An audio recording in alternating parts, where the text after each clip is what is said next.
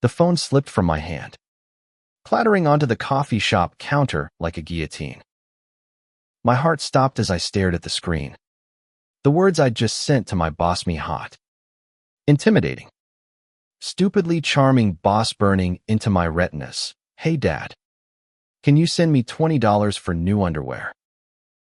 And there, beneath my mortifying mistake, was his reply, a single heart emoji. I, Elliot Harper, 22-year-old barista with a knack for screwing things up, had just texted my boss, Julian Voss, thinking he was my dad. My face flushed hotter than the espresso machine hissing behind me. I worked at the Daily Grind, a trendy little coffee shop in downtown Seattle, where Julian, mid-30s, sharp jawline, eyes like a stormy Pacific Northwest sky, was the owner. He wasn't just my boss. He was the guy who made my knees weak every time he leaned over the counter to check inventory, his cologne lingering like a cruel tease. I grabbed my phone, fumbling to type an apology, but my fingers froze. What do you even say to that? Sorry, Mr. Voss. I didn't mean to ask you for underwear money. Please don't fire me. The heart emoji stared back, mocking me. Was he laughing? Flirting? God, was he offended? My shift wasn't over for another hour, and I could already see him striding through the door, his usual calm confidence now laced with judgment. The bell above the door jingled, and my stomach lurched. There he was, Julian, in a navy blazer that hugged his shoulders just right, his dark hair slightly tousled from the autumn wind. He scanned the shop, his gaze landing on me. I ducked behind the counter, pretending to scrub a non-existent stain, but I could feel his eyes. Elliot, he called, his voice smooth but carrying that quiet authority that made my pulse race. Can we talk? I shot up, banging my head on the counter's edge. Ow. Yeah. Sure. I stammered, rubbing my skull. The shop was quiet.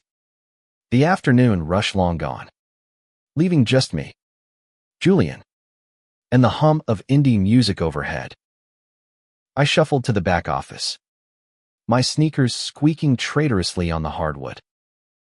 He closed the door behind us, and the tiny room felt smaller, the air thick with the scent of coffee grounds and his cologne. He leaned against the desk, arms crossed, his expression unreadable. So, he began, one eyebrow raised. Underwear money. My face burned. I'm so sorry, Mr. Voss. Julian, I thought I was texting my dad. Our names. There. Next to each other in my contacts. Stupid mistake. I laughed nervously, hoping the floor would swallow me whole. He didn't laugh. Instead, he tilted his head, studying me like I was a puzzle he hadn't quite solved. You could have just asked me directly. You know, I'd have helped. I blinked. What? I mean it, he said, his voice softer now, almost gentle. You've been working hard. You're good at this job, Elliot. If you need something, you can come to me. My brain short-circuited. Was he serious? The heart emoji flashed in my mind, and I blurted, "You sent a heart emoji." He froze, then chuckled a low, warm sound that sent a shiver down my spine. Did I? Must have been a reflex. He uncrossed his arms, stepping closer. Or maybe I meant it. The air between us crackled. I couldn't tell if he was teasing or something else. My heart pounded so loud I was sure he could hear it. Two should get back to work, I mumbled, bolting for the door. But as I reached for the handle, his hand grazed mine, stopping me. "Elliot," he said, his voice barely above a whisper. "Don't be embarrassed. It's just a text." I nodded, my throat tight, and slipped back to the counter. The rest of my shift was a blur, his words looping in my head. Maybe I meant it. What did that even mean? That night, I lay in my cramped apartment, staring at my phone. My dad, a gruff mechanic who barely understood texting, would have sent a confused if I'd asked him for money. Julian, though, he'd sent a heart. I opened our chat, my thumb hovering over the keyboard. Should I apologize again? Pretend it never happened? Before I could decide, my phone buzzed. A new message from Julian. "You okay? Didn't mean to freak you out earlier." My heart did a backflip. I typed back, fingers trembling, "I'm fine. Just mortified. Thanks for not firing me." His reply came instantly. "Firing you? Never. You make the best lattes in Seattle." Another heart emoji. I stared at the screen, my chest tight with something I couldn't name. Was this just him being nice? Or was there more? I didn't know. But as I drifted to sleep, his words, his voice, his touch lingered like a promise. The next morning, I arrived at the shop early, determined to act normal. But Julian was already there, restocking mugs, his sleeves rolled up to reveal forearms that should have been illegal. He glanced up, smiling. "Morning, Elliot. Sleep okay?" Yeah, I lied, my voice cracking. I busied myself with the coffee filters, but my hands shook. Every time he passed by, our shoulders brushed, and I felt that same electric jolt. The day was hectic, a blur of orders and spilled syrup. But Julian kept finding excuses to talk to Misking about my art classes, teasing me about my fancy latte designs. By closing time, I was a mess of nerves and hope. As we locked up, he lingered by the door, his expression serious. "Elliot," he said, "can I ask you something?" My stomach flipped. "Sure." "Do you text your dad a lot?" His tone was casual, but his eyes held something deeper, like he was searching for an answer I didn't know how to give. "Not really," I admitted. "He's not big on phones." "Why?" He hesitated, then smiled a small, private smile that made my heart ache. "Just curious." That night, my phone buzzed again. Another message from Julian. "If you ever need anything, underwear, money, or otherwise, I'm here." I stared at the words, my pulse racing. This wasn't just about a text anymore. Something was shifting, and I wasn't sure if I was ready for where it might lead. The next week was a tightrope walk of stolen glances and unspoken questions. Every shift at the daily grind felt like a scene from a movie I hadn't auditioned for. Julian's casual touches, his lingering smiles, the way his voice softened when he said my name. I was falling. Hard. And the worst part, I wasn't sure if he was catching me or just watching me crash. One rainy afternoon, the shop was dead, the Seattle drizzle keeping customers away. I was wiping down tables when Julian emerged from the back, holding 2 steaming mugs. "Break time," he said, handing me one. "Made your favorite chai latte. Extra foam." I took it, my fingers brushing his, and that familiar spark shot through me. "Thanks," I mumbled, sitting across from him at a corner table. The shop was quiet, just the patter of rain and the hum of the refrigerator. "So," he said, leaning back, "you never told me why you needed underwear money." His tone was playful, but his eyes were steady, like he was peeling back my layers. I laughed, trying to hide my nerves. "It's not a big deal. Just running low. And my dad's usually good for small stuff like that." He nodded, sipping his coffee. "You too close." I shrugged, staring into my mug. "Not really. He's a good guy, but we don't talk much. He's busy fixing cars. And I'm here." I gestured vaguely at the shop. "My life." Julian's expression softened. "Sounds lonely." The words hit harder than I expected. I swallowed, forcing a smile. "I manage. Got my art. My job. You." The last word slipped out before I could stop it, and I froze, my face burning. He didn't miss a beat. "Me? Huh?" His voice was low, teasing, but there was something else, something that made my chest tighten. "I mean, you're my boss," I stammered.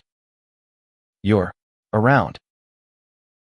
He leaned forward, elbows on the table, his gaze pinning me in place.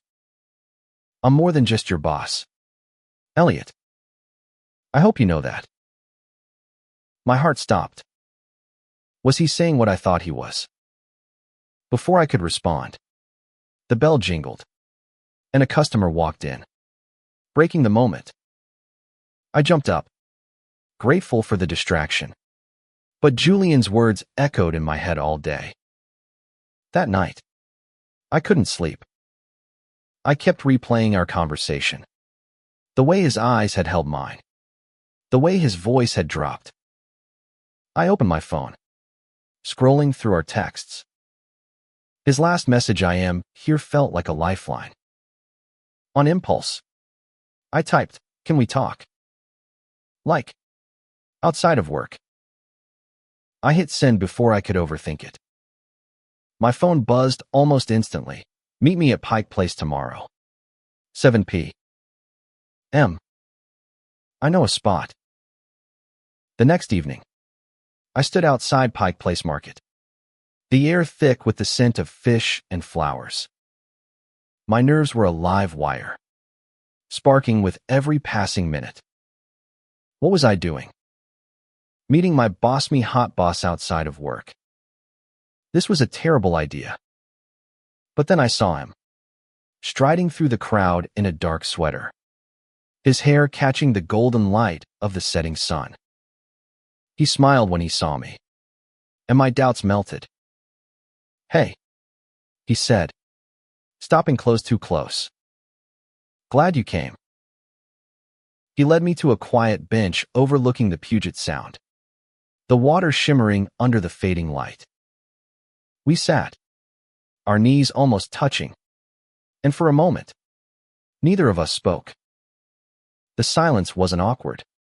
It was heavy, full of things we hadn't said. "So," he started, "you wanted to talk." I took a deep breath, my hands twisting in my lap. "I don't know what's happening here, Julian. The texts, the way you look at me, I'm confused and scared. You're my boss. This could ruin everything." He turned to face me, his expression serious. "Elliot, I don't want you to feel pressured. If I've made you uncomfortable, I'll back off." But he paused, his jaw tightening. "I can't stop thinking about you." That text. It was a wake-up call. I've been trying to keep my distance, but I don't want it anymore. My breath caught.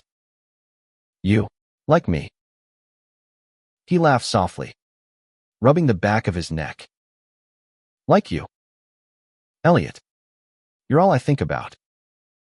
Your laugh, Your sketches. The way you make every customer smile. I'm falling for you. And it's terrifying. The world tilted. Julian Voss, the man who could have anyone, was falling for me.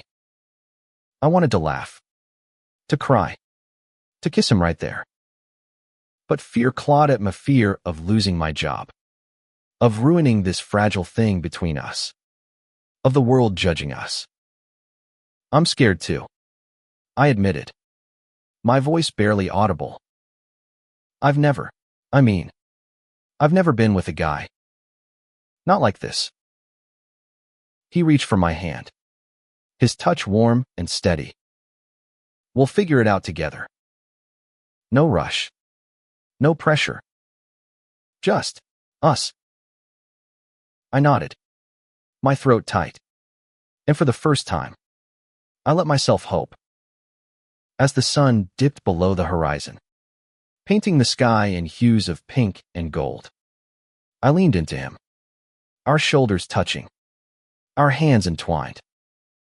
The weeks that followed were a blur of stolen moments and secret smiles. Julian and I danced around the edges of something real, coffee dates after work, late-night texts, a brush of hands behind the counter. But we kept it quiet, hidden from the world. The daily grind was our safe haven. But outside its walls, I felt the weight of judgment, of whispers, of my own insecurities screaming that this couldn't last. One evening, as we closed the shop, Julian pulled me into the back office, his eyes bright with mischief. I have something for you, he said, pulling a small package from his bag. I opened it, my face flushing as I saw a pack of boxer briefs, expensive, soft, way nicer than anything I'd ever owned. Julian, what the hell? I laughed, shoving him playfully. You needed underwear, right? He teased, stepping closer. Figured I'd deliver. I rolled my eyes, but my heart was racing. He was so close, his breath warm against my cheek. Before I could think, I leaned in, and our lips met, a soft, tentative kiss that exploded into something deeper, hungrier. His hands found my waist, pulling me closer, and for a moment, the world disappeared. But reality crashed back the next day. A customer, a regular named Karen, caught us laughing too closely behind the counter. Her eyes narrowed, and by the next morning, a scathing Yelp review appeared. Unprofessional staff. Owner too cozy with male employee. Disgusting. My stomach dropped as I read it. Julian brushed it off, saying haters would always exist. But I saw the tension in his jaw. The shop was his life, his dream. What if I was ruining it? That night, I went to his apartment, a sleek loft downtown. He opened the door, his smile fading when he saw my face. Elliot, what's wrong? I paced, my words tumbling out. It's going to hurt you. The shop, your reputation. I'm just a barista. Julian, I'm not worth it. He grabbed my shoulders, his eyes fierce. Don't you dare say that. You're worth everything to me. This shop, it's just a place. He faltered, his voice breaking. You're my home. Tears stung my eyes. But what about everyone else?